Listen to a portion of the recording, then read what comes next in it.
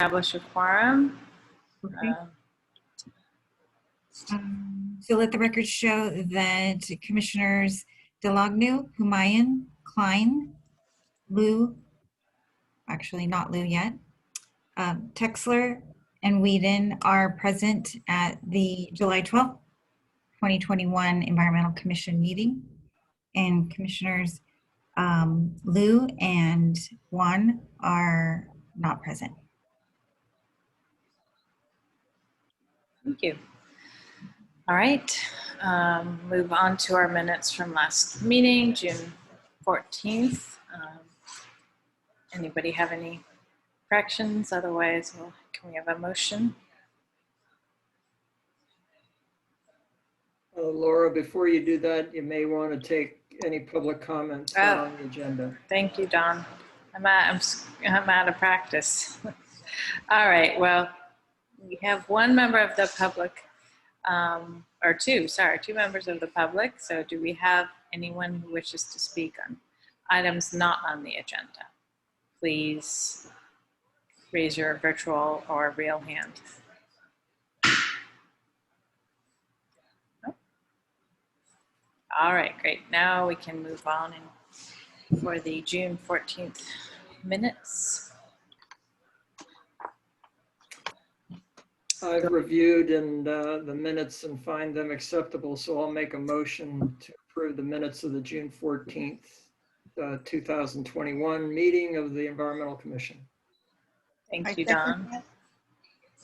Thank you, Xiaoping. I think that was all in favor. Please raise your hand. Any opposed? Thank you. So our minutes are approved. And second item of business, we have a presentation by the Citizens Climate Lobby on the bill, HR 2307. And they're gonna, I guess, tell us about the bill, and because it's on our agenda afterwards, I believe that we can have a discussion about it. So are you, Rahul, are you representing CCL? Yeah, that's exactly right.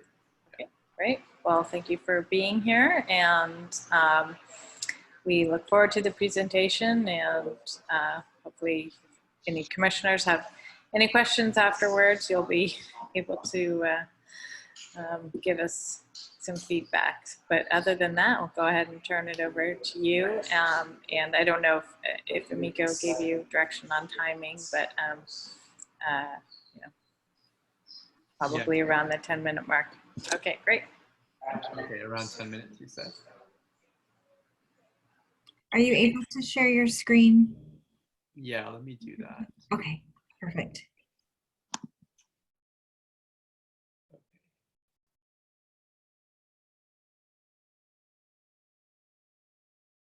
So,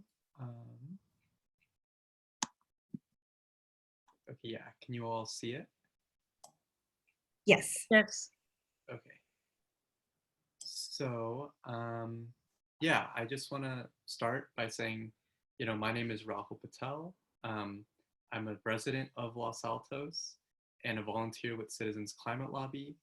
So thank you all for having me here, and thanks for all the work you're doing for our city and for the environment. I know Los Altos has a robust climate action plan, so I'm really happy that our city is reducing emissions in a lot of different sectors. What I want to go over today is just what Citizens Climate Lobby is, an overview of carbon fee and dividend, and the bill HR 2307, which is kind of a national piece of legislation that implements a carbon fee and dividend. And finally, I'll talk about Los Altos's role in all of this. I kind of want to start with my background, or just introduce myself a little bit. And I've lived my whole life in Los Altos. I've grown up down the street from Oak Avenue Elementary School. And if there's one thing I've learned about growing up in Los Altos and through school here, it's that all of us have the ability and responsibility to participate in our communities and stand up for what's right. In elementary school, we learn in first and second grade about the civil rights movement and the formation of national parks as just basic, decent things our society chose to do.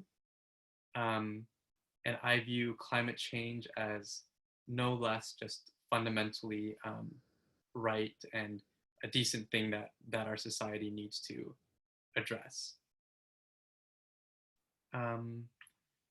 So yeah, so Citizens Climate Lobby is a national organization that kind of empowers citizens to leverage their political will and advocate for carbon pricing at the national level. So we have chapters all over the nation and chapters here in the Bay Area, including right here in Los Altos. This is a picture of CCL members with Anna Eshu, which I think is a really great picture because I think CCL volunteers were some of the ones who initially introduced Representative Eshu to the idea of a carbon fee and dividend. And now she's one of our biggest supporters as an original co-sponsor of the bill, HR 2307. So yeah, so that's a bit about what Citizens Climate Lobby is all about.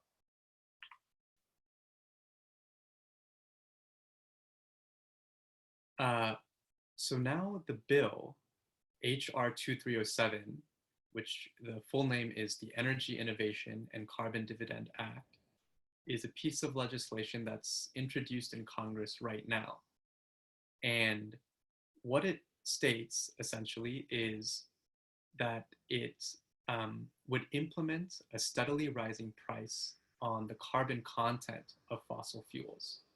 So it would start at $15 per metric ton of CO2 and increase by $10 each year. So that's the first part of the bill. The second part of the bill states that 100% of the revenue would be returned to American households in the form of dividends. And the third part of the bill is that there would be a border adjustment so that any imports from other countries that don't have a similar type of carbon price would have to pay a tariff at the border just to put American goods on equal footing with these foreign goods.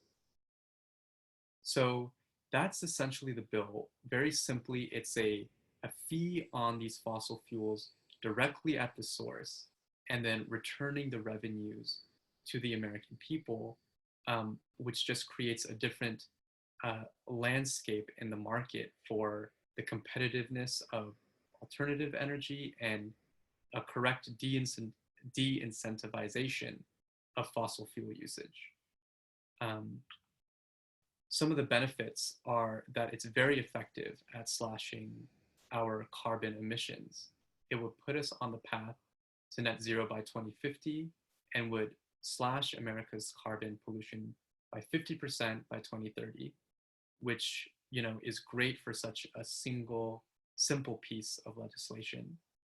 It would allow for more affordable clean energy solutions to come up in the market through innovation. And it saves American lives because carbon pollution directly impacts Americans' health. And so reducing emissions saves lives. And I think what's really great about this bill is it puts money in everyday Americans' pockets in a way that most low and middle income Americans that actually, through their lifestyles, emit less carbon pollution than the average American, or some of the big corporate or wealthier emitters, they actually come out ahead. So in a way, this bill is kind of compensating all of us for the pollution that happens in our atmosphere, which is also shared amongst all of us. And so that's why I really love this bill, is it directly it directly addresses carbon emissions at the source and compensates us fairly, so we're not too hurt in the new economy. Los Altos has a role in all of this. In 2016, the Los Altos City Council endorsed the concept of a carbon fee and dividend. And in 2021, we would ask the Environmental Commission to recommend to the City Council that they can endorse the bill, HR 2307, or the Energy Innovation and Carbon Dividend Act that's currently in Congress. I think it's really important to note that HR 2307 would be really foundational for Los Altos' climate action, because any positive climate action that Los Altos would want to take would become just economically more feasible and easier in an economy which fundamentally incentivizes cleaner sources of energy. So I think HR 2307 creates the ideal backdrop against which all other climate actions can more easily occur. And it's also important to note that CCL is really a civic organization, and so local endorsements really have a lot of impact at the national level. This is a slide about ASCA, which is a electric flying car company right here in Los Altos, actually. And this is an example of the innovation that the Energy Innovation and Carbon Dividend Act is referring to. This is an example of a business right here in Los Altos that would greatly benefit from the bill as it tries to create a new, cleaner form of transportation. And the second bullet here is just noting that the EU currently has a carbon price and will soon implement a carbon fee on foreign imports into the EU, similar to what HR 2307 would do in the US. And so if we want to avoid some of Los Altos' innovation having to pay this fee abroad, we should implement our own fair carbon fee here domestically.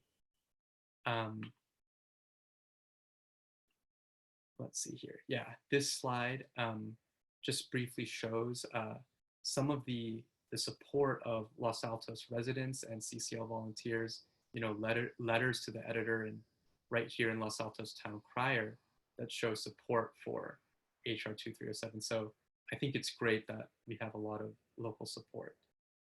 And the last slide here just shows some of the other cities right on the peninsula that have already endorsed HR 2307.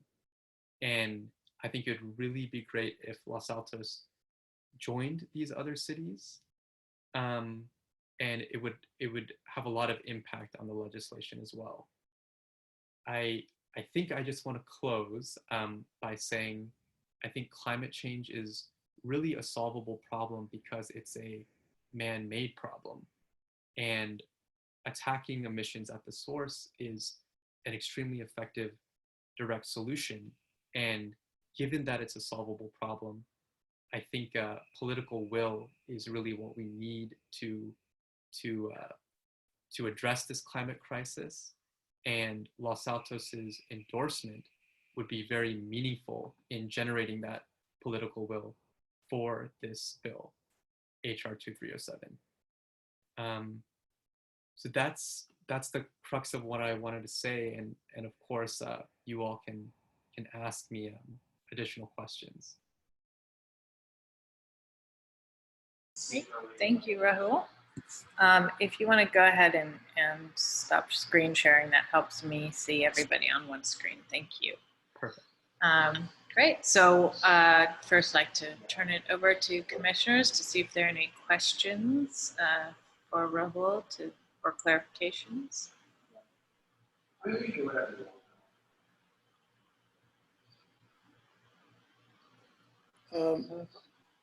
I'm sorry, I'll start off with a question to Raul, and that is, first of all, I want to say, hats off to Citizens Climate Lobby for raising awareness of the change or the changes necessary to address our climate crisis. But I do have a question regarding Citizens Climate Lobby, and my question has to do with, has Citizen Climate Lobby reviewed the effectiveness of carbon taxes over the years and the ones that have been put into place, and whether or not a carbon tax is effective, or if other means to address the climate crisis may be more effective? Yeah, that's a great question. I think there were some resources that I have here that I could share my screen and briefly show, if that's okay. Sure, go ahead.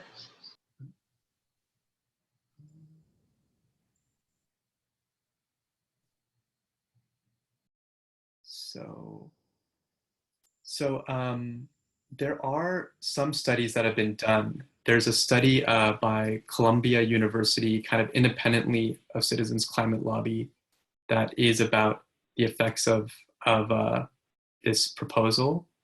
And there's also a kind of household impacts study, which is just studying the impacts on American households. So these studies, which I've sent to Amico, and I'm sure I can send you guys a copy to read more thoroughly. But that's where the kind of statistics on the 50% by 2030 and the path to net zero by 2050 come from. As you said, comparing a carbon fee with other proposals, what I like about a carbon fee and dividend is it's not kind of mutually exclusive with other proposals. So if this kind of fair price on carbon gets put in place, all the other national or local policies to fight climate change can still occur. So based on these studies, I do think that the effective slashing of carbon emissions is kind of what's illustrated here. Well, thank you for providing those sources, and they were included in the packet. But for example, the study that you have up on the screen now really addresses the predecessor of the current legislation, the predecessor that was introduced in 2019 or 2020, 2019 or 2020, I can't remember which, and it compares it with previous carbon bills. It doesn't really address the current carbon bill, which is substantially different than that one. The other study that you included really talks about the distribution of how the monies that would be returned, how it isn't a regressive tax. In other words, that it's a tax that is more favorable to the more vulnerable, which is a good aspect of it, but it's only addressing as how the fees would be paid. The basic question I have is whether or not the carbon tax is effective. And I can provide a series of, and let me back up, because economists 20 years ago and up until recently have been promoting the idea of a carbon tax as the way to let the free market work on solving the climate issue. But recent reviews of that have not been favorable, that the carbon tax actually works. And recent research shows that the carbon tax needs to be, well, basically, the $15 to $20 is not sufficient. And the actual social cost of carbon is in more recent studies is upward of $1,000 per metric ton. And so the issue is this, that if we draw it down to basics a $10 fee, excuse me, a $50 fee in a carbon tax results in about a 50 cents a gallon more in gasoline cost. And recent studies, even by Exxon, are saying that in order to get the public to change its use on fossil fuels, it would take an increase in gasoline costs in the order of about $20 a gallon. And so the basic problem is the carbon fee is just too low, and it'll take too long to get to a point where it'd even make a difference. And so what I'm really asking is, has Citizens Climate Lobby taken a look at the recent research on this subject and come up with a critical analysis of why this is still a good alternative? Yeah, so great question. The first thing about the relation to the previous bill is, I think the major difference between this bill and the previous iteration is the carbon fee and dividend is all the same, but there was a section about a regulatory pause in the previous one, which won't exist here. So if anything, it would just allow it would just allow existing EPA regulations to continue. What you say about a carbon price being effective, I personally can totally understand that a steeper price is what's needed to be more effective. And agreeing with that point there, we still as a nation don't have any price on carbon. So I do think that even starting with something is better than nothing. And I would actually agree with you that I hope that we could ramp up the carbon price even more steeply in the coming years to make a more significant dent. What CCL has done on the national level in terms of reviewing recent data, I'm actually not super aware myself, but I'm sure they're continually reviewing data, and I'll look into it if beyond these studies there's more recent review of literature that you're asking for. I'll definitely look into that, and we'll follow up with Amico if that's helpful. Yeah, I'm Angelo De Giuli. I'm also a CCL. I just joined, and I don't know if I can comment on the same question. I think that, Don, your concern are correct. However, there is, in terms of effectiveness, the bill basically has a clause that says that if the impact is not the one that it is in the bill, that is basically reduced by 60% the emission by 2030 and to be carbon neutral by 2050, then automatically the fee or the tax will increase till those objectives are achieved.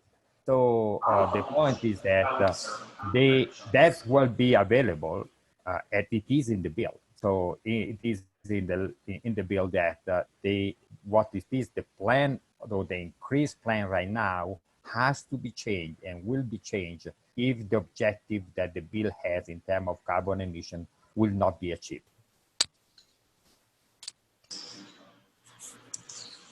Okay, thank you for those answers. Any other commissioners have any other questions, clarifications? Yeah, I just would like to, basically everything that Don said, I completely agree with. I think it feels like it's a little bit too late, too little. We're in 2021. The climate crisis is upon us. We can't wait another few years to get going on this. So I think it's really, there are a lot of carbon fees and carbon taxes around the world, and some of those have been in place for 20 or 30 years. So we have a lot of understanding of the impact of putting a carbon fee or carbon tax on carbon. And, the impact has been, in general, little. I mean, it has had an impact in some parts of the world, in Sweden, for example. I think the British Columbia one was somewhat effective, but they're nowhere close to carbon neutrality, or they haven't really reduced their carbon output, CO2 output or CO2 equivalent output significantly, just slightly from my understanding. And I should add also that the fee that is put on carbon, like Don said, in your bill is way too low. In Sweden, if I remember well, I think the carbon fee is about 135 per metric ton right now, today, 2020 or 2021. So I think, starting at 15 and hoping that every year we're going to increase by 10, we will barely be at 60 or 65 or 75 by 2030, which was way too low. There are other issues. You said the regulatory issues have been removed from the previous bill, but there are still some issues with this bill that blocks the EPA from having an impact regulating CO2 emissions directly from the source. That's still in the bill right now, and there are some other issues with that. So I think at the end of the day, I think this bill would have been probably interesting 20 or 30 years ago. But I think right now in 2021, when we know that we have specific objectives for 2030, I think it's, unfortunately, I think won't be effective, won't have any impact. The other issue that I have with the bill is that I don't understand why you decided to give dividends back to people, right? Instead of using the money collected from the tax to actually support renewable energy, develop an EV infrastructure, do things that would help with climate change more directly than giving money back to people so that they can pay for higher price of gas, for example, or gasoline. So I'm not sure why you decided to go this way. So I think that was a question for CCL. And if we could, at this point, if we could keep things more into questions and clarifications, and then we'll go back to discussion later after I check in and see if there's any public comment. So I think the question Bruno was posing was whether, why we're doing, why it's a straight feedback to individuals as opposed to going into a fund for developing innovation. Yeah, I don't know, Raul, maybe you can comment on that. If not, I can do a comment. I can comment. Sure. Okay. Yeah, I think to that point, I think carbon fees face political challenges when they make everyday people's lives harder. I think this has happened in France, and it could happen here, where even people from the Central Valley, or all kinds of low-income people, if they need to drive long distances, or every bit of carbon fee does make their life harder, but still they would still be relatively small emitters compared to long distance flights or things like that. So it is important that if you are still emitting less than your fair share per se, there should still be some policy that penalizes carbon emissions, but is trying to address some of the political challenges in making lower income people's lives harder. That's what I would say for that question. Yeah, and the other thing I would say is investing in other things like green infrastructure.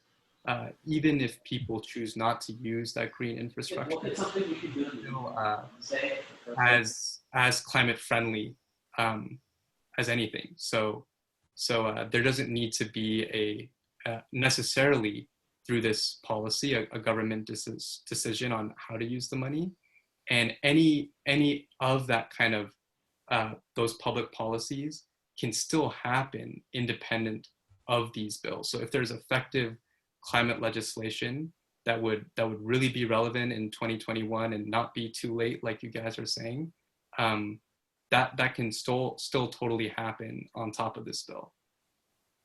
Yeah, there are a couple of comments that I want to add in for the. Unfortunately, I was not here when Raul presented.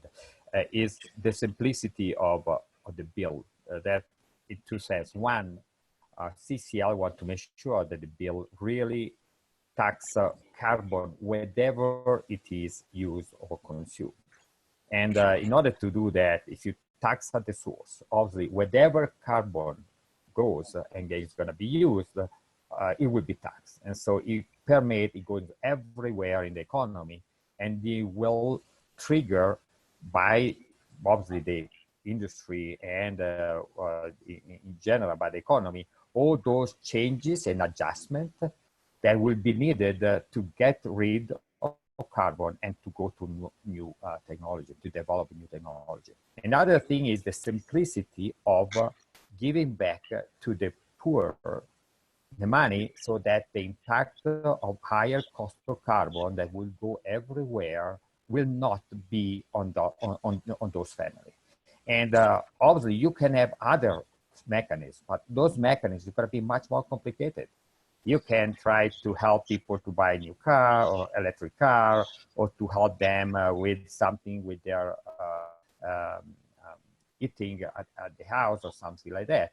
But giving back the people, the money to the people will make sure that the two of the basically out of the quintile, the poor or the population, that there would be more impact in terms of obviously because of low income by the carbon tax would be protected. It's a large, basically it's a large net that makes sure that there is no impact on those kind of this sector of the population that is the one that obviously we want to make sure doesn't get hurt by any carbon price policy. So I'd like to wrap up questions. Not seeing any other commissioners raising their hands. So at this point, I want to check in. We do have a member of the public to see if there's any public comment on this item.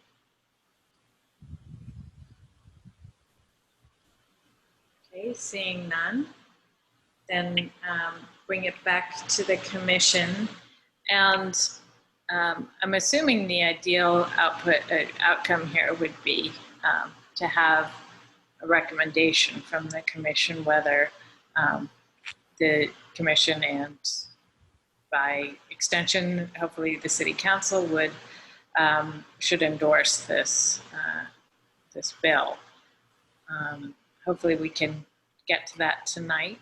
So I'd like to open it up for, we've already heard some discussion perhaps on what reasons for potentially not supporting it or having reservations about this particular bill.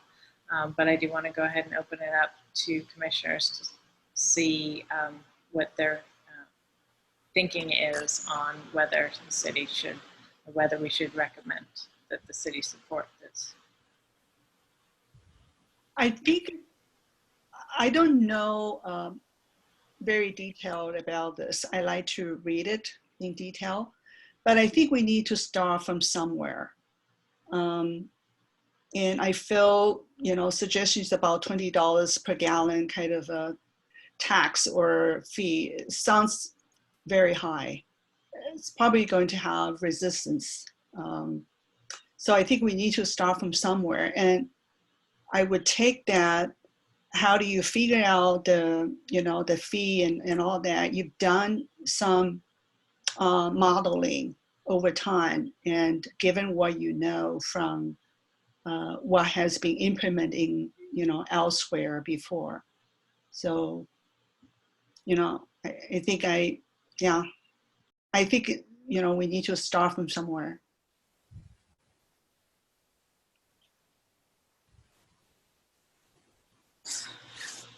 Laura, maybe for Xiaoping, I don't know, I don't completely understand what you mean by start from somewhere. Could you explain what you mean by that? Is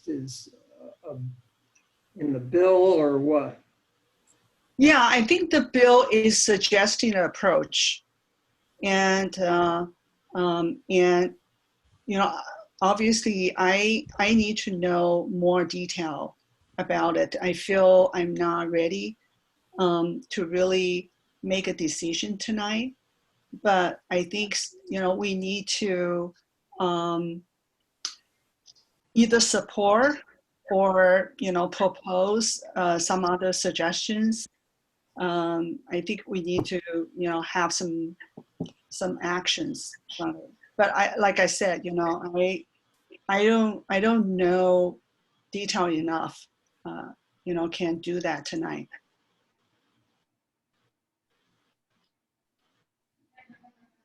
So what we have before us, today is a presentation and description of HR 2307. And so the way that I read that is that really there are kind of two outcomes to this. One, we as a commission say, we think we support this as a commission, and perhaps we want to bring it presented to the council for endorsement as well.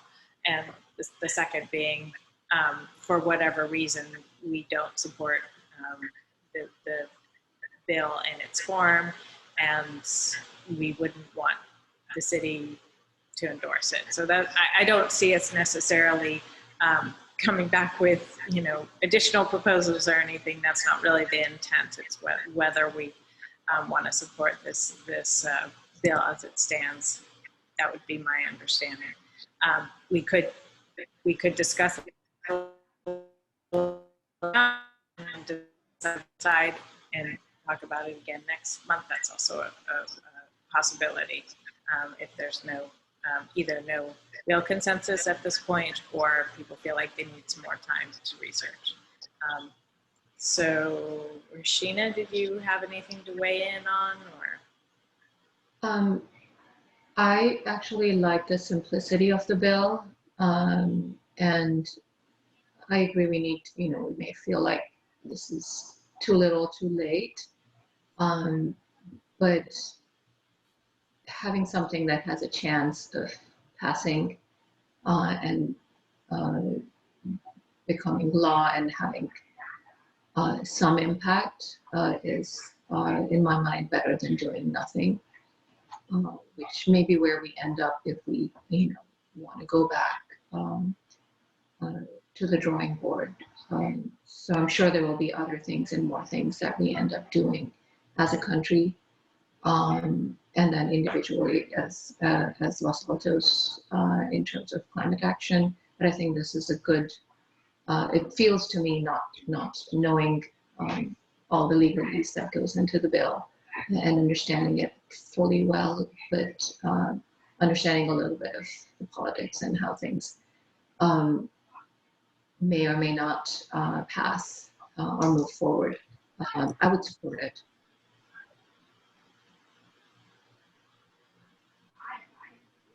So I would pretty much echo the same thing. I mean, I guess my question would be, in the absence of this current form of a bill, what will happen?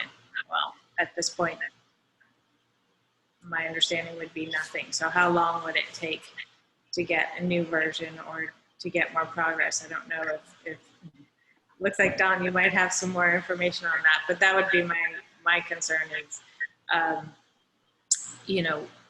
is some action better than no action? Okay.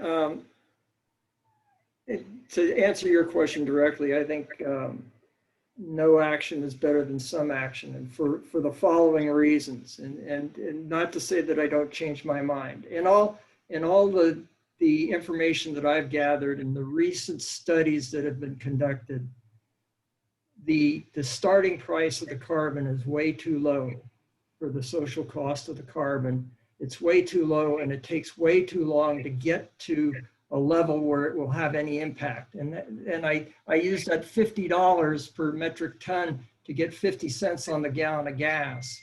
So how many people, the fluctuation on a gallon of gas is more than $1 between the summertime and the wintertime, and how does that slow or impact driving? And it doesn't.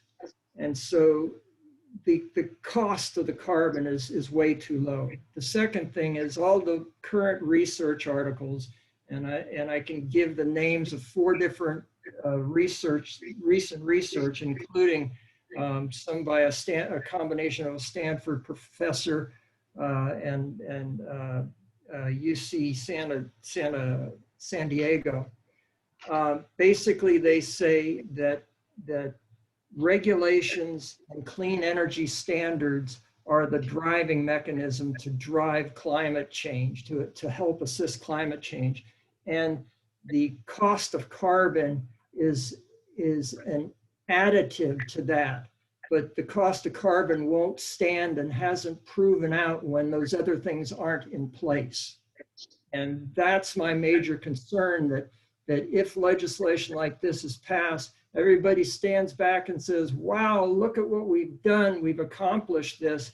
And then the fact is all we've given is the fossil fuel companies a pay to pollute type situation.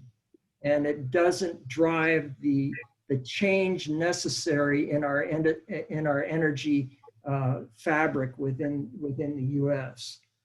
And if you want the references, I can give that. And in fact, I'll refer with Citizens Climate Lobby to one other document, and that's a 2020 study by a House Select Committee on climate change. And they drew the same conclusion as the recent research, that the carbon tax won't work unless it has the regulations and the clean air standards along with it, and in fact before. So I cannot support this without a Citizens Climate Lobby or someone telling me where this recent research is wrong, where the errors or the flaws in it are. Okay. And in your extensive research, did you see any indication that there would be other federal legislation being proposed that would be more aggressive? Well, you'd have to go to like the Biden infrastructure and what he's doing to beef up the EPA and other things like that. So there could be things. A short answer is I'm not fully aware, and I don't know the details on that.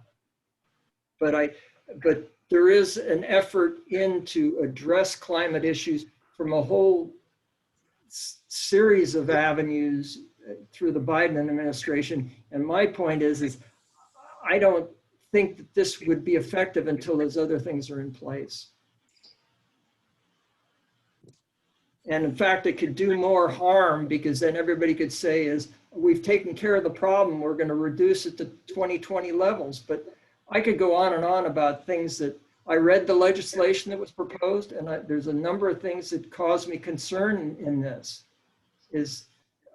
For example, climate is an international problem, and yet if we export, all those industries get the taxes back.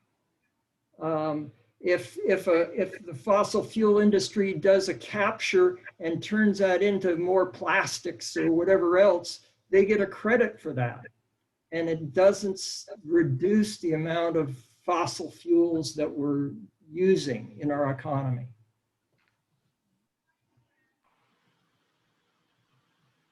Okay, so it looks like at least one person who cannot support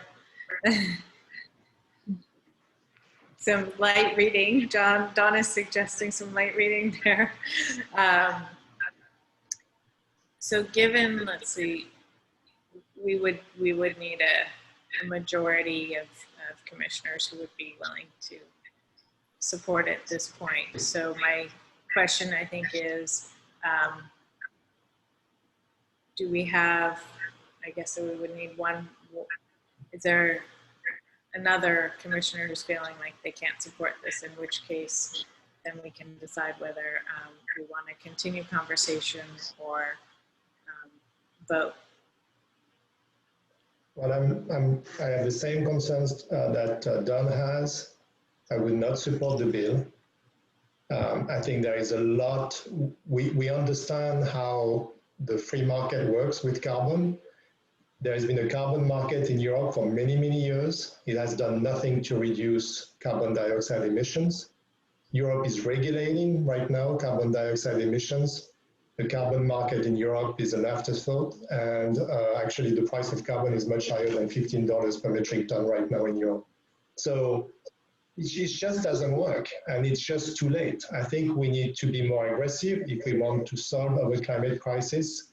And I think that's not what we should be focusing on, and that's not what Congress should be focusing on. So, you know, there are a lot of issues with the bill. The fact that EPA cannot regulate carbon dioxide emissions at the source anymore, according to this bill. The issue with exportation. If you have someone exporting gas, exporting oil outside of the United States, they get a credit back.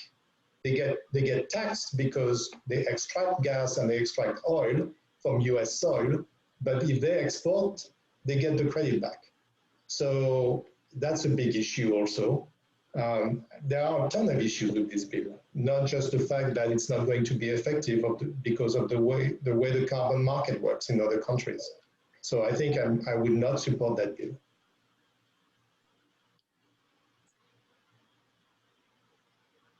Okay, thank you. And my feeling is I would be more worried about the unintended consequences than passing a bill that may not be as impactful as we need to be at this point to address climate change.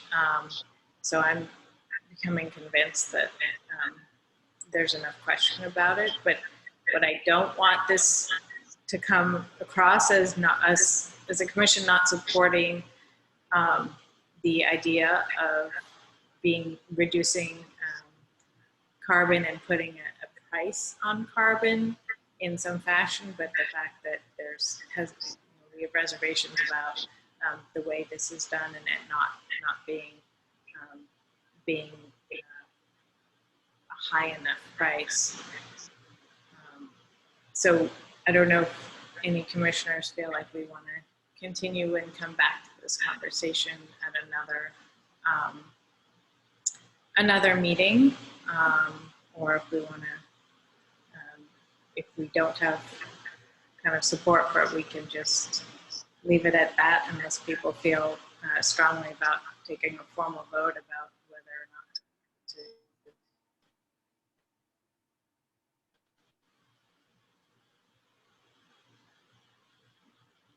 So, and I think the other thing I would say is I hope our representatives from CCL will, take this discussion back in terms of continuing your work and advocacy and pushing for stronger legislation.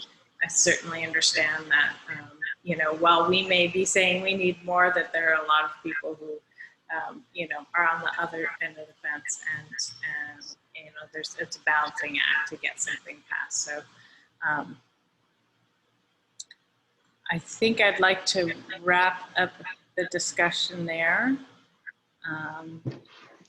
Thank you, Rahul and Angelo, very much for the presentation, and just see if commissioners have anything else to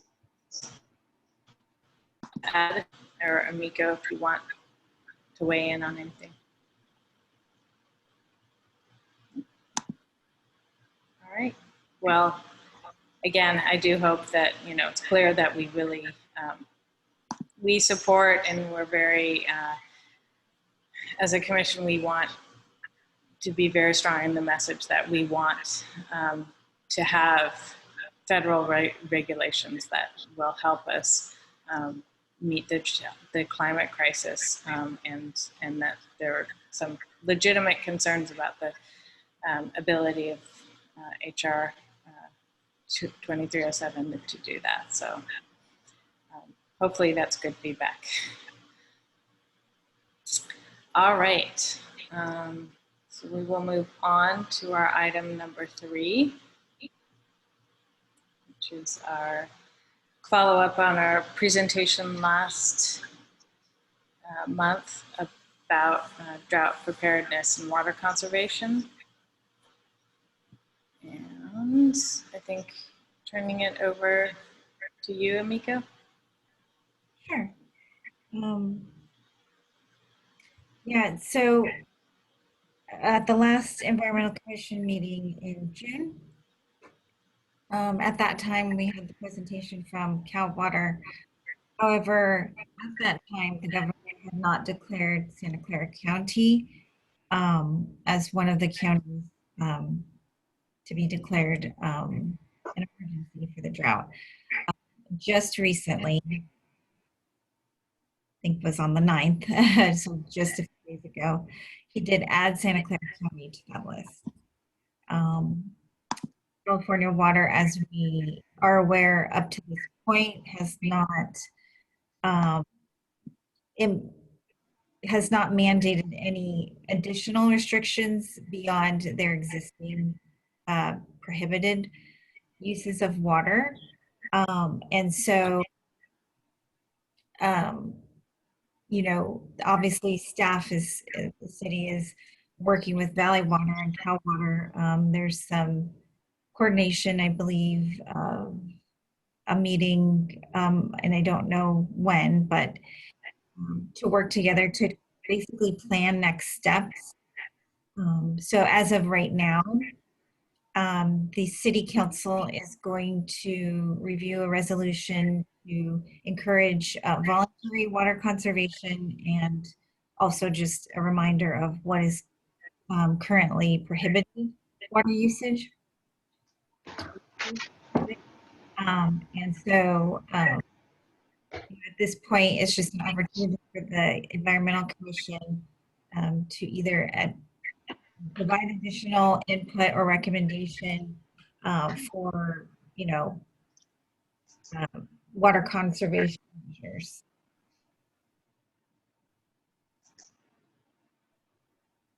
Okay, so whether we have anything to add to the regular list of prohibited, which were already prohibited uses, right? Correct. Yeah. The no runoff and the, you know, not watering between rains. Okay. All right. So the one thought I had on this was, and I neglected to ask Cal Water when they were here, was about leak detection and how much, because we don't have, I don't know if anybody has smart meters in Los Altos, smart water meters. We don't. No. So, Yeah. yeah. So I don't know what their plans are to upgrade water meters. I mean, obviously that's not going to help in the current, you know, immediately, but it would help in future drought years and just ongoing. You know, there's an ability to detect leaks more readily. Yeah. And so I think that's going to be reflected in the water bill. You know, people, if they notice a sudden increase, which is kind of unusual, right? You usually know the summertime or wintertime, you know, what are your, you know, the water usages are. So if there's something, you know, that anomaly, you know, a sudden jump up, that could indicate a leakage, unless that you know something. I actually curious is that there are, I think at least 4 or 5 this kind of incentive rebate program. I think they're implementing. Encourage people to make some landscaping change, like turf replacement or changing to drip system.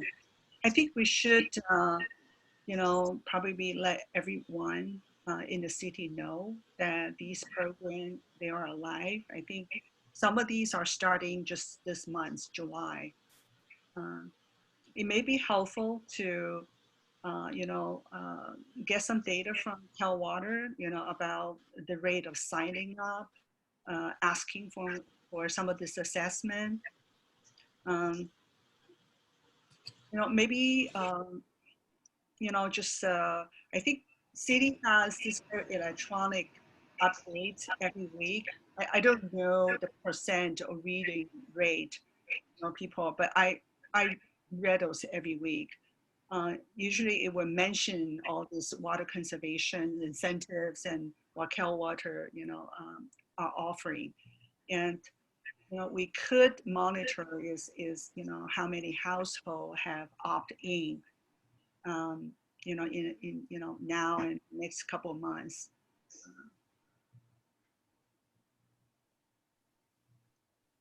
And I guess on the topic of public outreach on conservation incentives, I don't know in the past whether Cal Water has tabled at the farmers market, but yeah, farmers market is a good, yes, because I think usually we have like summer art fair, has event. Those are good places. It draw a lot of people from the city. I think farmers market could be a good one, or even like a supermarket. Just highlight, the couple of those rebate program. You can change the landscape or change the dripping irrigation system, and also I think some of the turf related, and choose native plants. Yeah, I think those are very good incentives that people can choose to participate in. They offer like a free assessment evaluation. Yeah, at public places like farmers market or even supermarket had a flyer made. So I guess what we could do is put a request or ask Cal Water or Valley Water if they're interested in participating in the farmers market. I know I think another thing that we did last drought was put some of those brown is the new green or something like that signs at some of the more prominent places that normally get landscaping in the city, like Edith, Main State, Little Triangle. I think those are still currently planted and being watered, so I don't know if we're going to continue. The city's going to continue to do that, but while it's a small area, it makes a statement that people pay attention to that. Yes, we are in a drought, and this is why the city has chosen not to plant the area. Laura, could I ask a couple of questions of Amico? Sure. Yeah. Amico, has Cal Water declared that they're in a stage 1 of their drought plan? Have they actually declared it yet? I believe they declare that they're in stage 1 of the, I believe, 14.1 Yeah, the section 14.1 and stage 1. And that's what they said they were headed towards, but I don't know if they've officially declared it. And that's what they should have declared to follow suit with the county's action. And so I sort of have two questions. One is, if they have declared it, then is the council wanting to put forth a resolution, any type of resolution on this matter to show that, the city of Los Altos, is in support of Cal Water's declaration? So I'm checking right now. I think that is what they have. That's something that's appropriate, because let's face it, Cal Water would do the enforcement on all the enforcing the various requirements that are in this stage 1. But if they haven't yet officially declared it, I don't know how the city could then pass a resolution supporting their declaration. Yeah, it looks like the one that's up here is from 2016. That was the last, or 2015, sorry, that was the last, 2015, 2016. That was the last drought. So they haven't, it doesn't look like they've officially declared that yet. Yeah, so I'm just looking on their website and I don't see Los Altos Water District listed on their website as a county that's under the emergency drought declaration. But I'm just looking at it for the first time, so I don't know. I would basically, I would propose that the Environmental Commission support when the California Water Service declares the stage one of their water. I think it's important that we affirm that, but I don't think we want to affirm it in advance because they're the water purveyor, and they're the one that has to do the enforcement and the fines and everything else.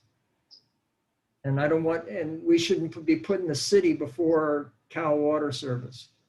And if they haven't declared it, maybe we should prod them a little bit. Or maybe city staff should ask, when are you going to do this? We're waiting. Yeah. But regardless, the city could still, on our own, do some other actions to increase public awareness and encourage conservation. And I agree with that. I think that we should do something like, in the city managers weekly, so that they're aware of it. But, we should encourage Cal Water to get the declaration out there.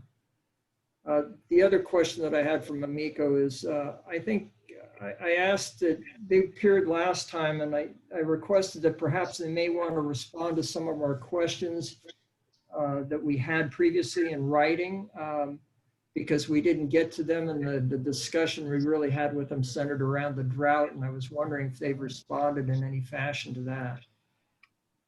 They responded. That was the email that I sent back out right after that last meeting. It was basically everything that was in that email. So the links just to the different documents and information that was in the presentation that they provided through the slides. Thank you. I'll have to go re-review that. Slipped my mind. Yeah, I mean, I wish I had, some brilliant ideas, but, I think some of the methods we have used in the past, like highlighting things in the city manager weekly and pointing out that they have, you can report inappropriate water use on their website, things like that, and the rebates. Those are helpful, but, above and beyond that, well, I guess, if there are any measures or actions the city is taking on its own lands, perhaps, I don't mean to be a wet blanket, but I was part of the group that went and sat at the farmer's market at a table during the last drought, and we didn't get one person that stopped by to talk. Probably have to make a banner. I don't want to be a wet blanket, but don't count on real robust engagement there. no pun intended, a wet blanket. Yeah. Yeah, I do think though, if we urge Cal Water, if they're not declaring us in that, whatever Don said, we should urge them to, and then invite them to come to the farmers market at least and give out information about the rebates and the programs. Because I think some of the rebates, $1.05 at sprinkler head for replacing to, efficient sprinklers, almost like a no-brainer. People don't know about it.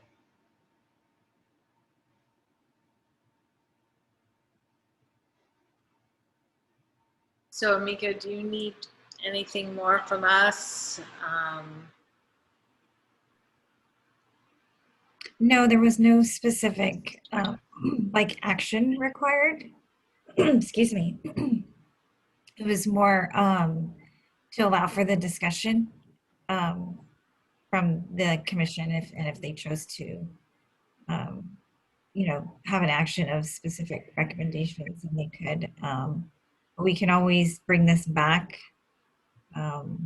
It's developing, obviously. It's very fluid right now in everything that's happening with Valley Water and Cal Water and the city. And so I imagine, I mean, just like we had an update a few days ago from the governor, things are going to be happening, you know, as we go along. And so, excuse me. So I think it's a good opportunity. And like I said, we can always discuss it, putting it on the future agenda as well. I mean, I feel it's a little lackluster when we hear some other counties and cities are doing, like Marin, I think, is saying you get 1 day a week you're allowed to water.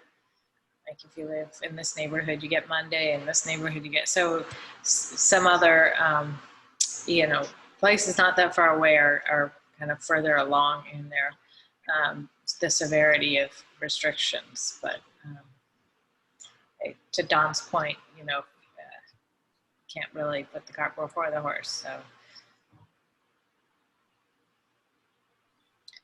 Okay.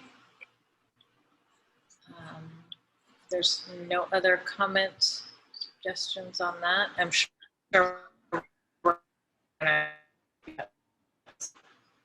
every month, probably, I don't know, but we're gonna talk about this.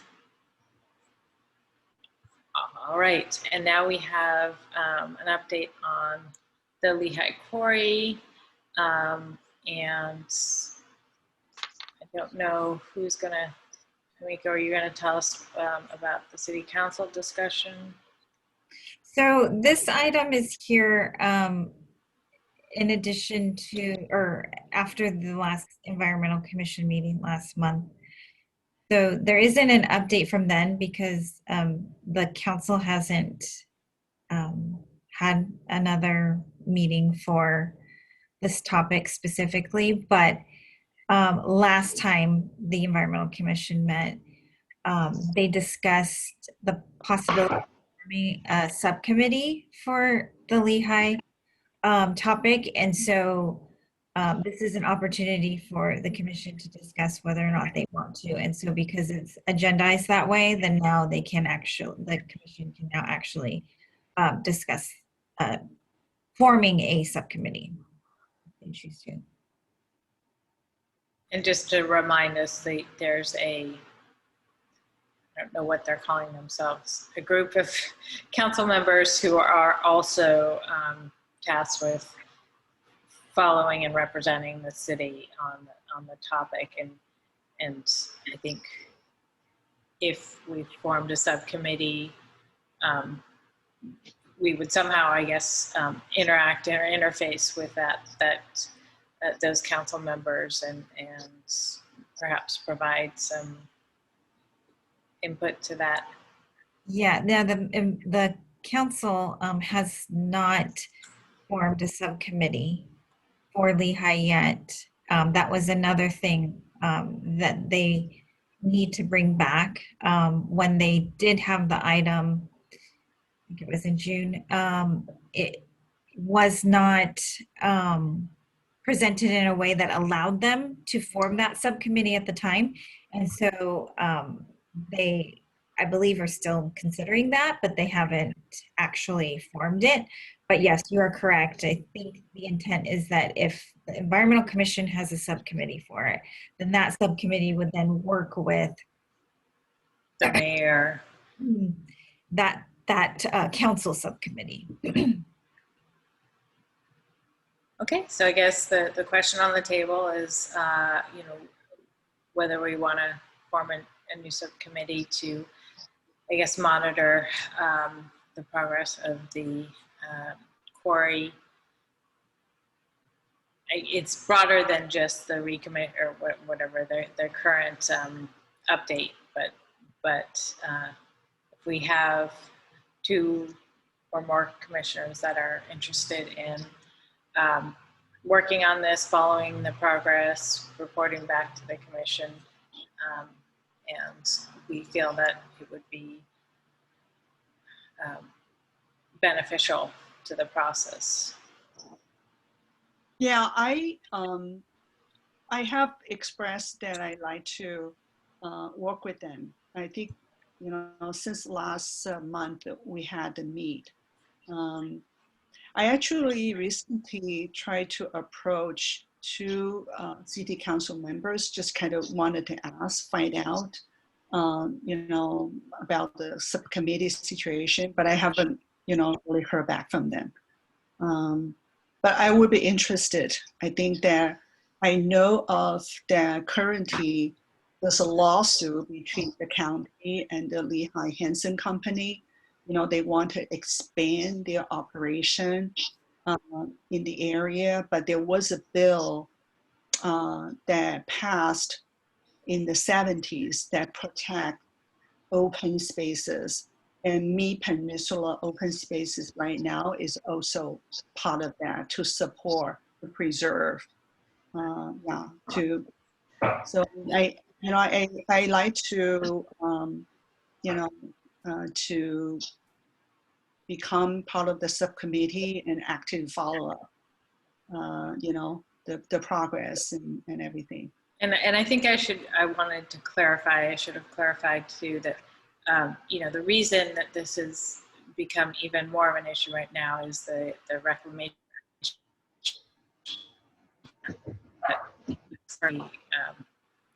under question, or right, it's up for approval is not the right word, but, you know, above and beyond what the quarry's kind of ongoing operations, this is a point in time where there, you know, there'll be decisions about whether they can continue forward with this reclamation plan, whether it follows the ridgeline protection or not.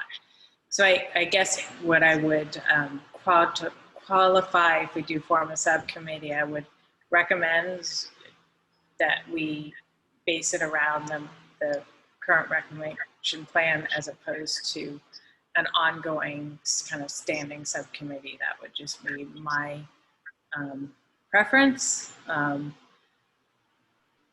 But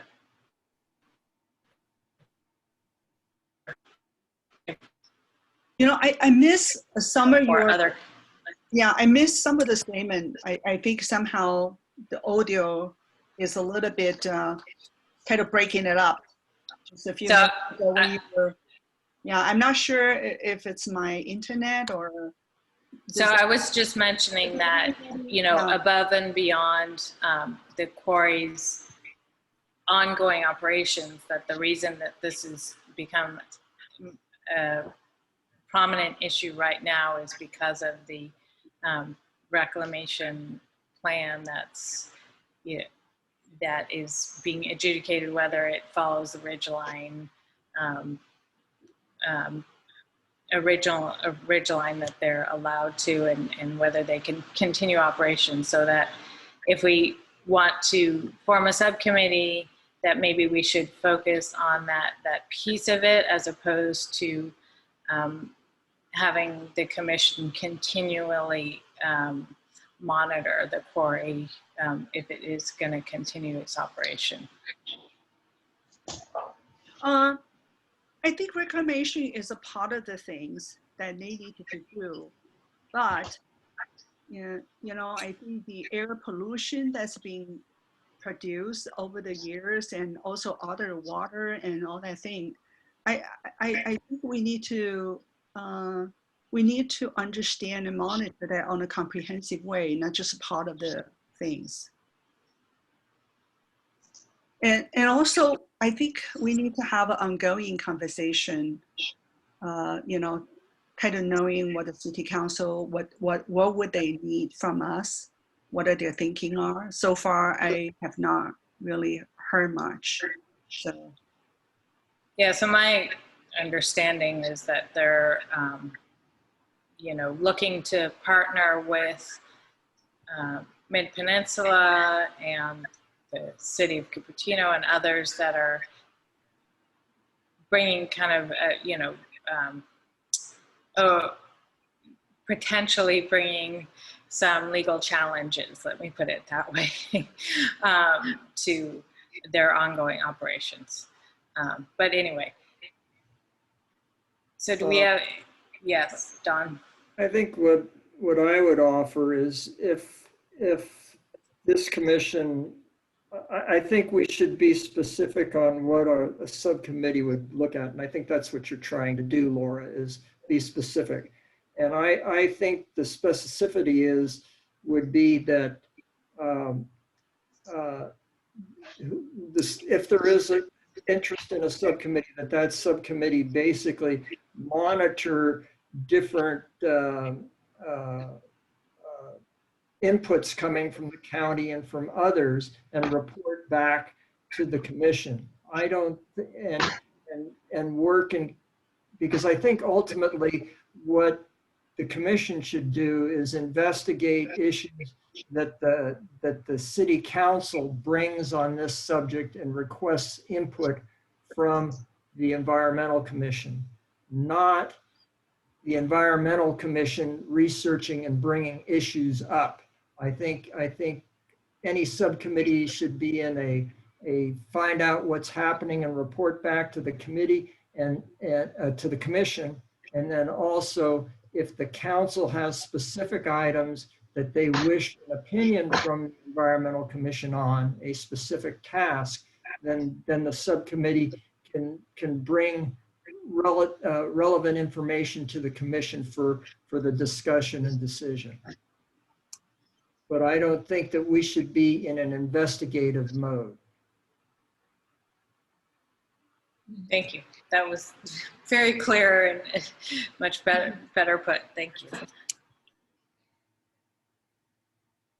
So, but also, as we're looking at, to add specific things on the impact of the quarry and cement production overall, I think climate change is also one of those things, because I think cement production is one of the major CO2 emission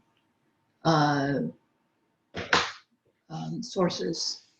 I think it's 7 or 8 or maybe 10% of CO2 emissions. So that may be another category in which we look at the impact of plant in our neighborhood. It's a quarry, it may not be, I don't know if it's being converted over here, but still the overall long-term impact down the supply chain may be something that we look at. Well, I think the point is that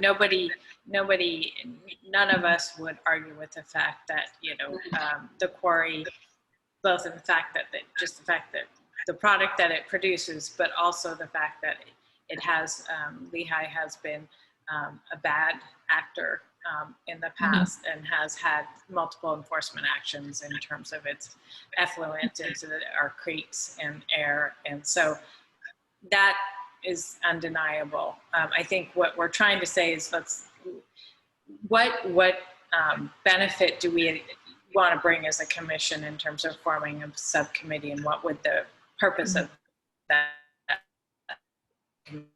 be? I think Don's point, which I personally agree with, is kind of being as a resource to the council as they are, particularly right now, as they are working with partners to basically hold Lehigh accountable and ensure that if they do continue to operate, that they are held to the right standards, and they have good oversight by all the various agencies and the county. So, being a research, being able to provide research or opinions that the council might need in order to do that work, I think is the way I would look at it. Right, and then within that, the specifics should be things that are related to the environmental impact aspect of it. And I would just add climate to that list if we're making that list. I think those issues have to be separate. The issue of of Lehigh as a specific issue. The issue of cement plants in California and the US and the world, for that example, is it's something totally different. And yes, that plays into overall climate issues, but we have to look at it. What does the city of Los Altos have jurisdiction or control over, or can provide input in? And we can certainly, in our climate action, we have concerns about these things, but in reality, the county does the permitting for the facility, and the city of Los Altos is not a permittee. And that's why I say, it's not doing the permitting nor accepting the permit. And so therefore, a lot of these issues, it's really the cities, and I'll put that in combined, and the other things that report to the county that can express wishes or not. But I don't think I think, again, that the Environmental Commission should be responding to questions that are posed to it by the city council and the policymakers. I have to respectfully disagree with some of your saying. It does impact our environment. Yes, it is the county who is giving permit a long time ago, but all the neighboring city residents, they are being affected by the pollution that's produced. I'm not saying it doesn't affect all the citizens. It affects the air and the water, but the reality is the city doesn't have control and the permitting authority on that. So I think we would, well, I guess we can have a subcommittee of one person, but I think we would be better served to have at least one more commissioner if we are going to form a subcommittee. And, we don't normally put, time limits or specifications around our subcommittees. I just wanted to at least, broach the subject that, this could be a subcommittee that is not a standing subcommittee, and every year we review our work plan. But that's the way I would look at it, that it's specific to the council's current work on this issue. So do we have more interest in serving on the subcommittee from Sheena or David? I know, David, I can't see you, doesn't mean. I'm here. So if anybody who would like to work with Xiaoping to monitor this and provide resource to the council.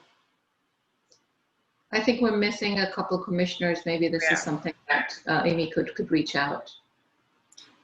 Well, we can form a subcommittee and add people to at the next meeting. I'm not against a subcommittee, and I think, again, just that we have to make sure what the scope is, and until the council has some direction, we can say that we're in favor of appointing a subcommittee, and we could either do that tonight or we could wait until there's some direction from the city council, so we know what the particular interests may be or what the particular requests may be. I think we can wait for the council because, they were thinking of that at least a month ago. We should probably wait for, what their decisions is. Okay, well, that's perfectly fine. So we've had the discussion, we have some interest, and when I guess we can just kind of that when needed. We're happy to provide the resource to the council. Let me ask a point of order here, and maybe something you can consider is that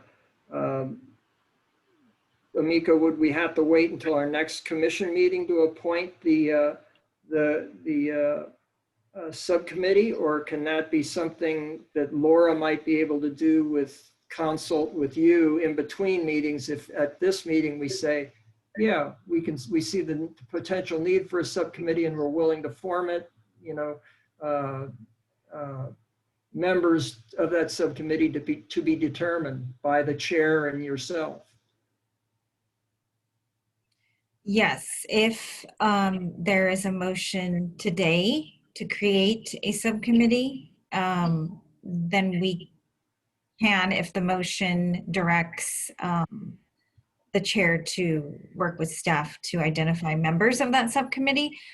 If we put it on hold and wait for more direction, but don't actually form it, then we can't form it outside of having it in a public meeting, so we would have to wait.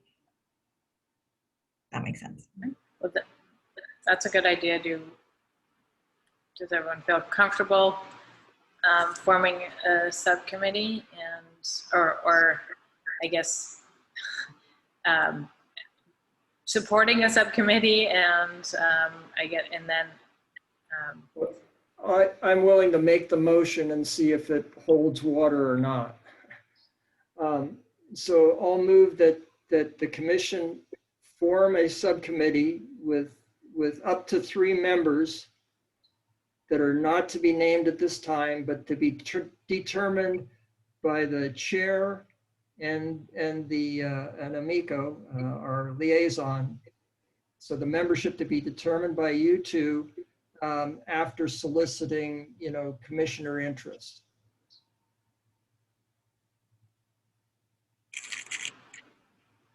I'll second that. Okay. Everybody in favor, say aye or raise your hand.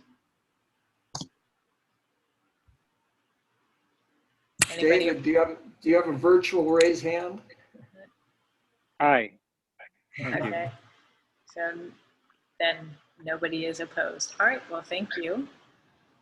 That will make it easier and make us able to respond quicker. So, good idea. All right, we can move on to our informational items. And I know I skipped over public comment on that, but at that point there was no public on the phone or on the call as I could see. So, all right, so we have the CAP update. I just want to do a quick time check here because we're at 8:30, so we got to keep things moving along. And I don't know, Bruno is not here anymore, so I guess Amico, are you going to update us? Sure. I do have slides, and I will try to be as wise with my time as I can.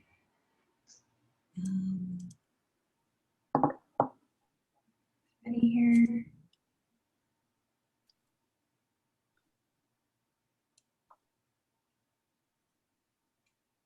Can everyone see that? Yep. But you're not full screen. Oh, I guess. Oh, Yeah, No, I guess you're, yeah, it's fine. did it come up or is it too small? it looks fine to me. Okay. Yeah, it's fine. Okay, so just a quick update from the last time that we met. So we had the Climate Action and Adaptation Plan public workshop. That was on June 28th. The first hour was dedicated to receiving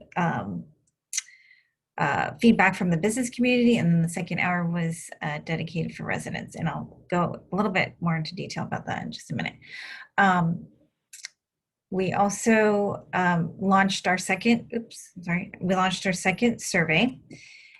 So that will be open until August 8th, and I'll share a little bit more about that later. The next focus group, which will be the last one with the stakeholders, will be scheduled the second week of August. So we're just getting that date confirmed, and then we will be sending out information to the stakeholders more information on what that will be entail, and then the date. And then the next steps are to finalize targets and the measures, which if I go into the public workshop, that was a bulk of the discussion there. So we did have 63 registered for the workshop. I think the highest, though, that we had was somewhere around in the 50s that actually attended. Again, it was broken up between the two parts so that the business community could focus on their part, and then the general community had their time to discuss. And so, they were able to provide feedback through the chat, and some also emailed after and before, which was great. And so the recordings are available on the CAP webpage, which is, you can reach that by going to the Environmental Commission webpage. So each of the measures are prioritized within the sectors that we've really kept consistent throughout this, which is transportation, energy, green community, and resource conservation. And so, not that I'm going to go through what the workshop went through, but there were specific actions and strategies that we wanted to hear discussions on, that you can see here that come up under those specific sectors. And obviously transportation being, one of the largest producers of GHG emissions, that's a huge area in which we're trying to be creative and thinking of ways that, it would work for Los Altos to reduce emissions. I think in one webinar, there's been so many that I attended, it looked like, Los Altos was pretty high in terms of ownership for EV.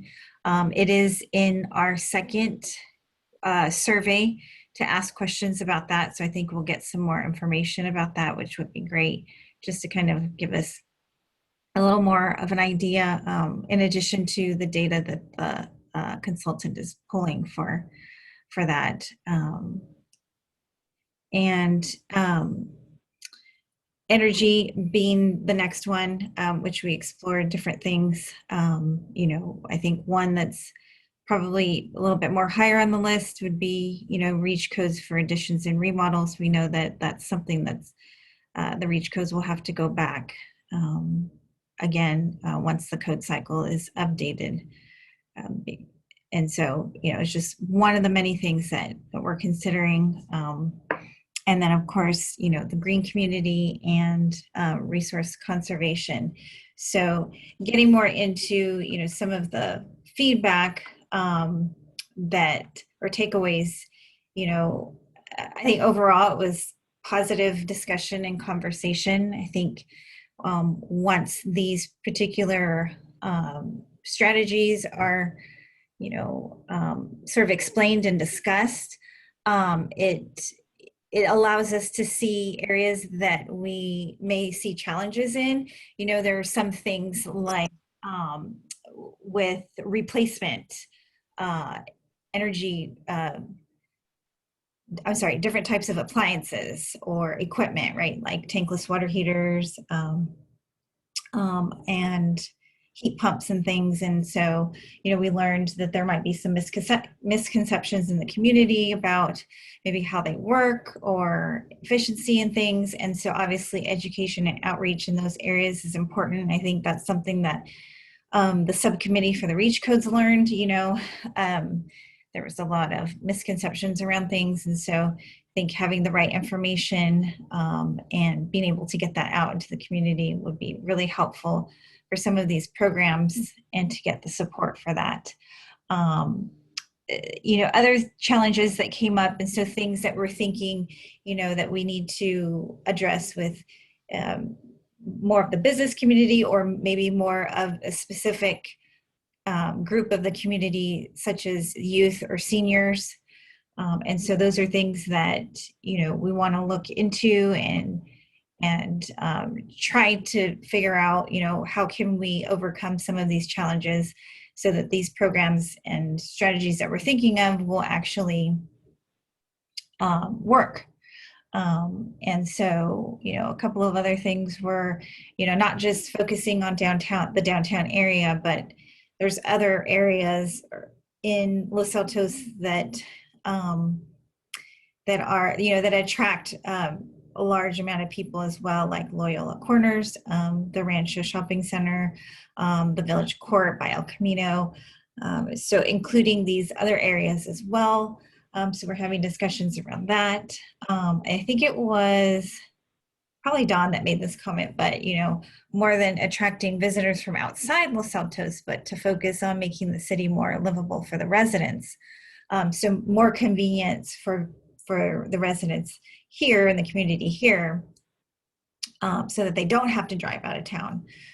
So just trying to take all of that into consideration. And so that's, where we are now, trying to really finalize a lot more of what we want the goals and targets to be, so that we know where these measures need to line up. Oops, I'm sorry, no, there we go. And so moving on to what we're currently working on, which is trying to get participation for the survey. Again, it's open till August 8th. We've had many discussions over various outreach methods, such as tabling at the farmer's market, which is a great idea. I think it was Bruno's, so we'll be doing that. And some other social media type of maybe like Facebook impressions and things like that we can try to get out. And then at the next at the next council meeting, to have a slide up, with this QR code, but then also to have the link so that, while people are waiting to come in and waiting for the meeting to start, that, they have the opportunity to see that. And if you are available to do this right now, if you all have your cell phones with you, all you need to do, some of you may already be using QR codes all the time, but if you just put your camera on your cell phone, you literally just hold it up, it scans that code, and at the very top, you're going to see a link to your whatever browser you use. And once you click on that, it literally takes you straight to the survey. Yeah, I just did it. So it's great. It's fast, it's easy, and it can be shared. So I will send this QR code and the link in an email to the Environmental Commission. We encourage you to, send it out to anyone and everyone. We're really hoping to get the most participation because this is the last survey for the CAP. So it would be great to have that feedback. And I think that is the end of my presentation. Hopefully my volume was on and everything worked out. Otherwise, sorry. Yeah, you did fine. Thank you for that update. I just had one quick question about participation. I think I read somewhere that there was a member of the Parks and Rec Commission that was participating in the subcommittee meetings. Did I get that wrong? No, about that. No. It was something else. But I wanted to also, have you kind of reached out to the Youth Commission? And okay. Yes, absolutely.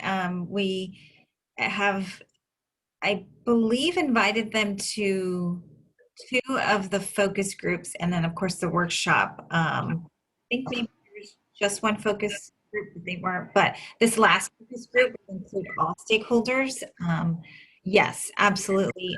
They have provided feedback through email. I know when they were in school was a little bit difficult. Now that they're on summer, although they have more availability, I think everybody's summer schedule changes and maybe camps and things. And so it's not as easy, but I think they participate as I can, but we definitely want to hear their feedback. And I think even Rashina has reached out to some to participate in helping us with surveys. So. Yeah, so at least 3 members of the Los Altos High School Green Team are going to be helping at the farmers market with the surveys and with whatever else we need help from them for.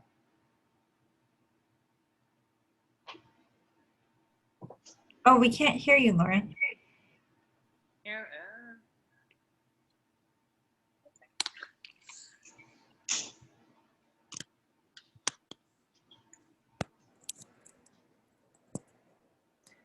that better? Yes, we can hear you. Okay. I was just asking if other commissioners had other questions or input. Amiko, can you remind us when the third focus group is going to be scheduled to be? It will be, sure, it will be the second week of August. I am confirming the date with the, I think it's going to be the 13th. But I will send the subcommittee an email once I have that date and time confirmed. Okay, so it's the 13th, and probably your invitations to the stakeholder group to attend that that third focus group would go out something like 2 weeks before, plus or minus. If I can get it confirmed tomorrow, the date, then I want to send it out tomorrow. Okay. I want to give them as much notice as possible, especially being that that time will be ending summer and starting fall session for some. That's kind of all over the board too. Some start mid-August and some later August, but yeah.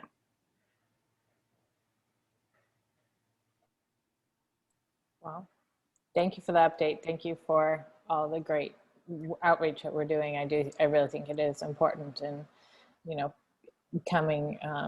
finishing with the best plan that we can is to have input. And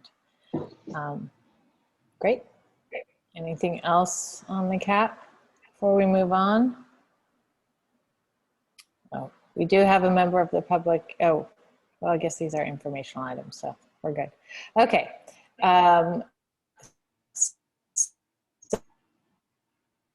Item is a presentation from Greentown Los Altos about their tree program that they've been running, and I think we have the Greentown intern, Naomi Schultz, is going to join us. Hello, welcome, and we look forward to your presentation about the work you and Greentown have been doing. Go right ahead. Oh, thank you, Laura. This is Gary Hedden, and I will kick it off with a little introduction, and then Naomi will take over with the presentation. And I will have to do this share screen here, and hopefully that's going to work just fine. And I'll run the slides while Naomi does the talking. So as some of you may know, Greentown Los Altos is a local environmental group that's been around for over 10 years. We've got a lot of active members. And let me just turn my spotlight on here so you can actually see me, including emails that go out to over 2,000 people. So it's a pretty good, well followed group. Lately, one of our campaigns has been to plant trees. We started that in 2019 with the goal of planting 500 trees. We've planted over 200. Obviously, it has been very popular. The residents love it. We've also planted some trees at each of the LASD schools, and we've planted trees at city parks. Shop Park, we planted 2 Valley Oaks, likewise at Redwood Grove, and actually same thing at Lincoln Park. So we have a history of working with the city in planting trees. And so the proposal tonight by Naomi is going to be to try to expand that and do more with the city. And she's got some interesting ideas. Let me just digress for a second. This is all going to fit into the CAAP, the Green Community section of it, I believe, the sector.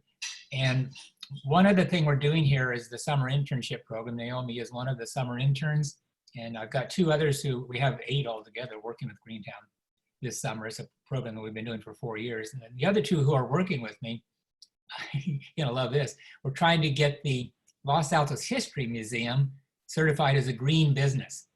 So we're learning what it takes to become certified. And it turns out it's not trivial. It's actually a lot of work. And so I'd be very happy to report about that at some point. But for now, Naomi is going to tell you about a program.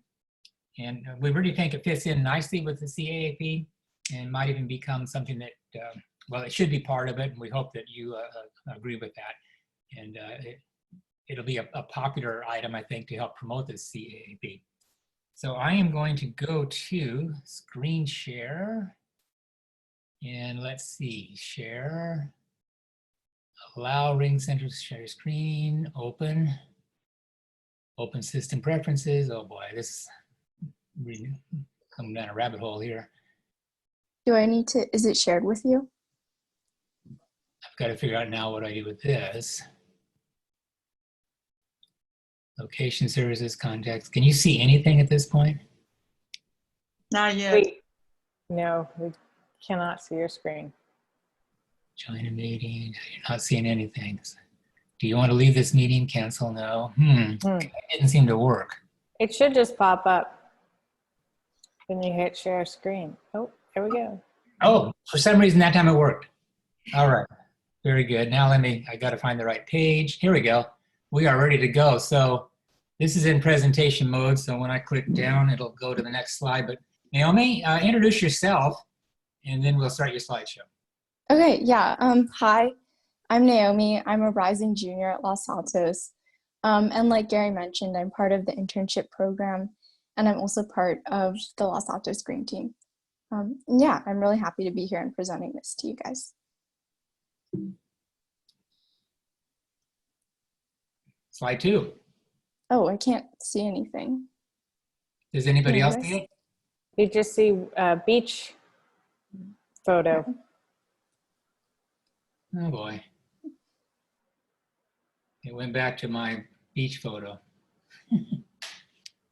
Let me press escape. How about that?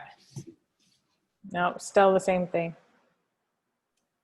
Let me see if I can pull the email up and if I can get the slideshow going here. Let me pause the share. I'm going to stop the share and now we're back to nothing.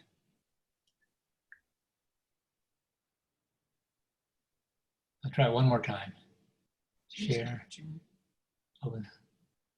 Now that time it wanted me to go to system preferences again, but I don't know what I want to do there.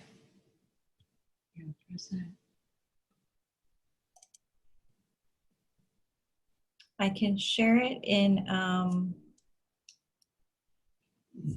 I just have the PDF. But we have it in our packet You do. as well, so we could just follow along. You can, that'll work. I could also try sharing it from my phone. I'm not sure if that'll work. But I think I've got it here. Let me okay. Just see if it'll let me go back to the meeting here in Oh, do I? just a second. I think it should come up. Yeah, I'm off sharing. What's that green light then? Where? Point to it. On the bottom there. That's green, where you are. Well, my computer did not like that at all. Let's see. All right, I think we're gonna have to go ahead just with the verbal. Oh, wait, Did I get it? there's something happening. Well, I pushed another button, but this is Anita. That's okay. I'm going to do, I think I'll do it on end here. Okay, let me know if you can see that. It will just have to. Yes. Yeah, bingo. Press present. Okay. I'm scared too. But there we go. Yeah. Yay. There we go. Sorry about the technical challenges. Okay. Yeah, so just a quick overview of the presentation. First, I'll go over the value of an urban forestry program. Second, I'll go over a program called Tree City USA that can maybe help us get this program on the ground. And third, I'll go over the standards of what's needed to establish a tree city. Yeah, so how can trees benefit our community? So trees are a component of green infrastructure, and they provide a lot of economic benefits, environmental benefits, and public health benefits. And research has shown that trees can help build stronger ties to the community. And overall, they just create a pleasing community. But you may be asking yourself, why establish a tree department? Doesn't Los Altos already have a pretty good tree cover? It's true, Los Altos does have a pretty good tree cover compared to other cities. However, simply establishing a tree department and having that official presence can help us make maintenance and evaluation of our tree cover a lot easier. We can also analyze our tree cover and find out ways we can make it better.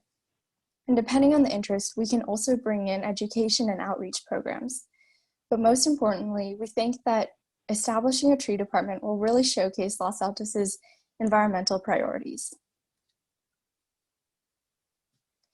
So what would this program actually look like? So Tree City is a program that's part of Arbor Day USA, and it was launched nationally in 1976, and Mountain View, Palo Alto, and Menlo Park are all part of that program. And at its core, Tree City is basically just a recognition program. So if you meet their standards, you can, get a plaque, you can put it on your website. But they also provide resources and directions for cities looking to establish a tree department, which is where the program might become helpful to us. And like I mentioned, Tree City does have 4 standards you do have to meet, but as you'll see, those standards are pretty simple, and we can just use them as a simple guideline in establishing a tree department. So the 4 standards are to establish a tree department, or the first standard is to establish a tree department. The second standard is to establish a tree care ordinance. And the third standard is just to have a budget of $2 per capita. And the fourth standard is to celebrate Arbor Day. So the tree board or department can be consisted of 1 professional forester or arborist, an entire forestry department, or a tree board, kind of similar to the Environmental Commission. And their job would be to develop and administer the tree management program. And we think that the tree department would really fit well as part of the Climate Action and Adaptation Plan, just because the benefits of trees, such as reducing the heat island effect and absorbing carbon dioxide and other pollutants, directly aligns with goals of the Climate Action and Adaptation Plan. The second standard is an ordinance. And again, Los Altos does, I think, have an ordinance already related to tree care, which is great because we're already 1/4 on the way to becoming a tree city. Yeah, but the tree care ordinance is really simple. It just has to establish the tree board and give them responsibilities, basically. And third is the budget, which is $2 per capita. And lastly, the fourth standard is to celebrate Arbor Day. Arbor Day is a day of observance that encourages communities and individuals and groups to plant trees. And we can use Arbor Day as an opportunity to inform and engage the community. And it can be as small as, an Instagram post, or, we can do a citywide celebration, and we can do like tree planting, education events, and other community events, just as a couple of ideas. Yeah, so in conclusion, those were the 4 standards. And again, we don't have to use Tree City, it's just an idea, but I do think it would be like a helpful framework and goal to go off of if we do decide to move forward with this tree department. But most importantly, I really do think that establishing a tree department will be a great opportunity to showcase Los Altos's environmental priorities. And going away from this presentation, we really hope that that the Environmental Commission takes tree planting seriously, and maybe we can establish some sort of subcommittee and look into making it part of the CAP plan. And like Gary said, you know, the 500 Trees program through Greentown has been very successful, and we've met a lot of people with interest in it. So, you know, establishing this tree program where people in the community can get involved and like we can do education events, might be a good way to draw attention to and promote the CAP plan. And, you know, organizations like Canopy, who work with Palo Alto and other cities, are always there to help, and Greentown is always there to help. Yeah, thank you. Great. Thank you, Naomi. Thank you. Oh, did you have something else? Well, just to follow up on that, I know this is an informational item and not a agenda item, so you can't actually form a subcommittee tonight. But we would, Greentown would very much like to work with you, and so we're throwing that idea out. And there's a lot we can do with this, and we would look forward to talking about it. Thank you very much. Thank you, Naomi. Thank you, Gary and Naomi. Yes, so as Gary mentioned, it's something for us to perhaps consider at a later date, the recommendation or the information. So I don't know if any commissioners have any questions or follow-up clarification.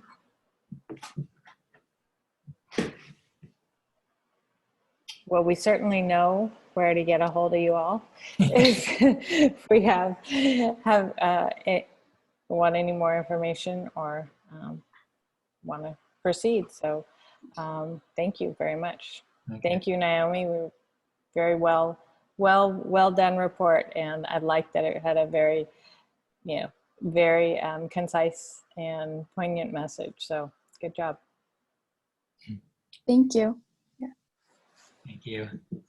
Thank you. I think as part of the CAP, I think we've asked some questions, and staff is looking into it, as well as our consultant, regarding the CAP on what we can do.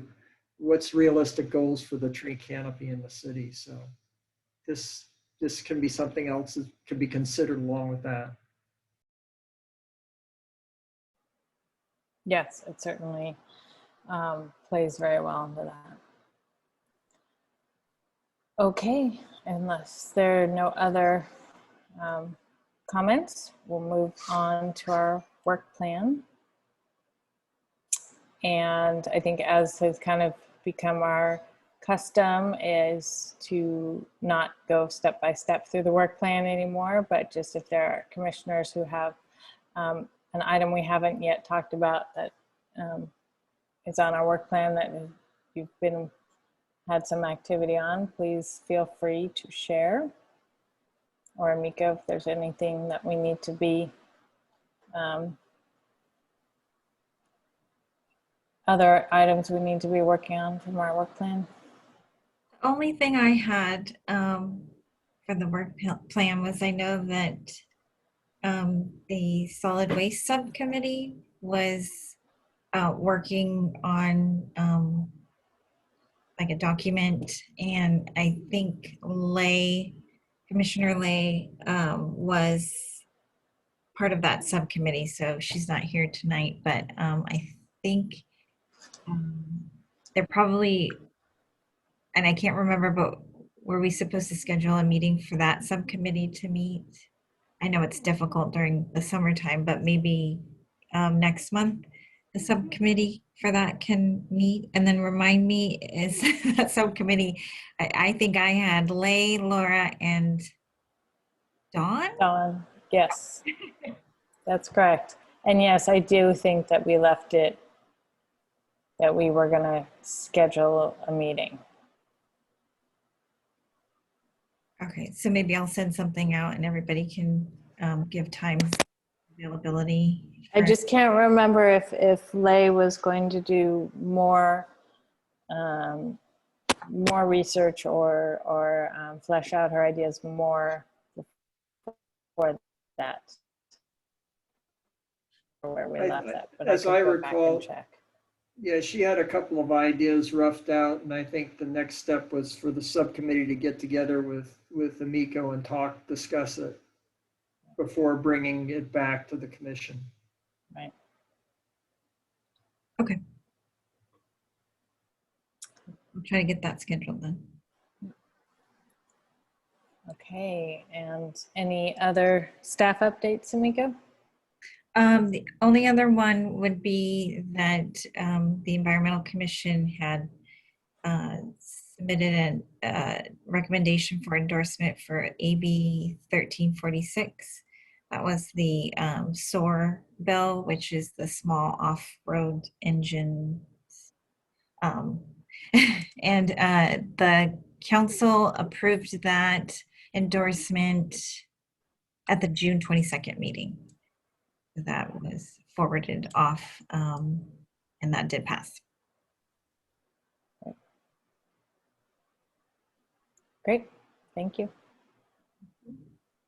And then I think if you want to, we can ask for commissioners that want to, or actually, are we on item 8 now? I'm sorry. Yeah, no, that's fine.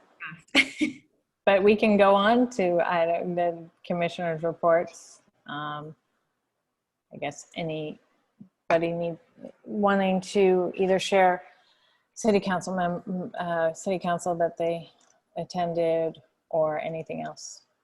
I attended the June 22nd city council meeting, and that was going to be my report. The item of significance was the passage of the letter of support for the SOARs. Amico, I guess now it was set up for Laura's signature. It doesn't sound like the actual paperwork has gotten to Laura for signature and then distribution yet. Yeah, I signed it electronically. Oh, okay. Electronically. Okay, well then we did our job, or it's been accounted for. That's the only thing that came out of the 22nd meeting of significance that I had. Bruno was the one at the July. Oh no, Bruno will be at the July 13th. Sorry, I'm getting ahead of myself. And then I have Xiaoping at the August 24th meeting. So we can do September 14th, or we can wait. August 24, that can work. Right, Xiaoping. Okay.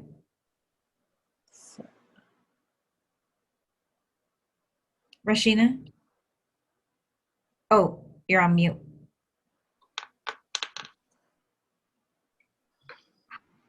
I can do September 14th. Okay. Got that one. Thank you.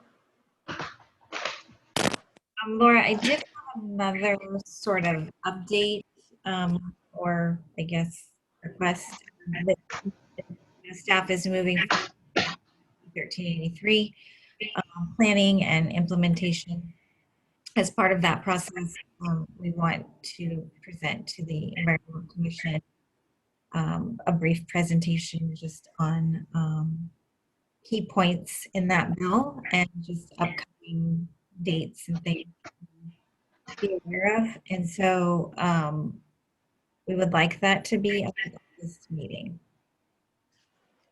Sorry, you were cutting out what bill? SB 1383. Okay. You said at the August meeting. Mm-hmm. Okay.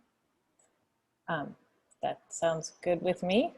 Okay. I don't know what else we have on slate yet, but we can make sure to make time for that. Okay, thank you.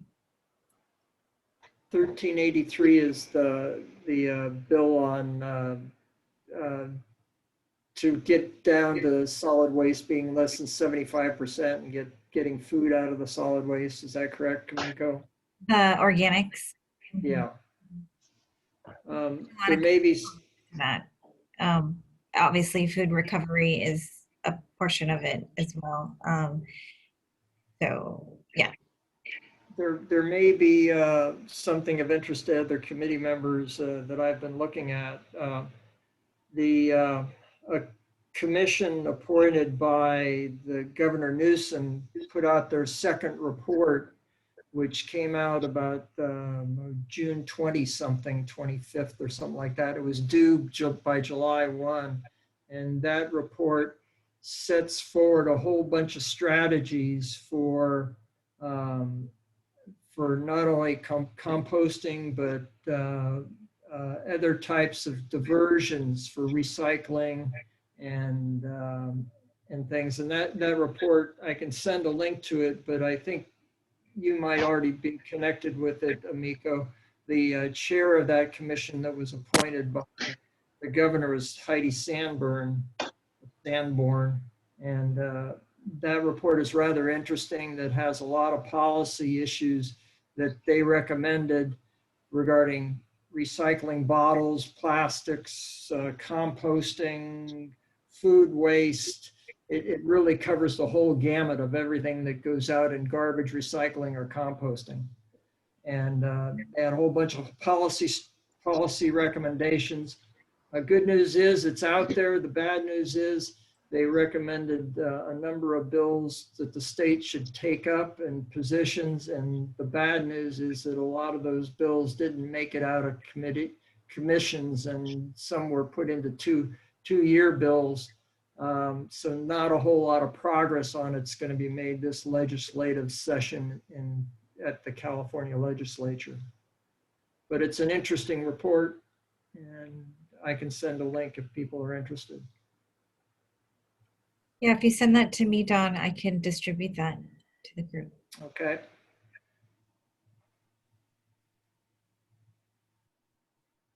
Thank you for that information. Okay. That sounds like a good potential future agenda item. So got that one under our belt too. So anything else anybody has to add before we adjourn? Okay. Well, this is going, I'm hopefully not setting a precedent here. I don't want to be going over the 2-hour mark on normal meetings. So we'll try and tighten it down again a little bit next time. But thank you everybody for hanging in there, and hope everybody enjoys the rest of your hot week. At least it's hot where I am. Good night. Good night.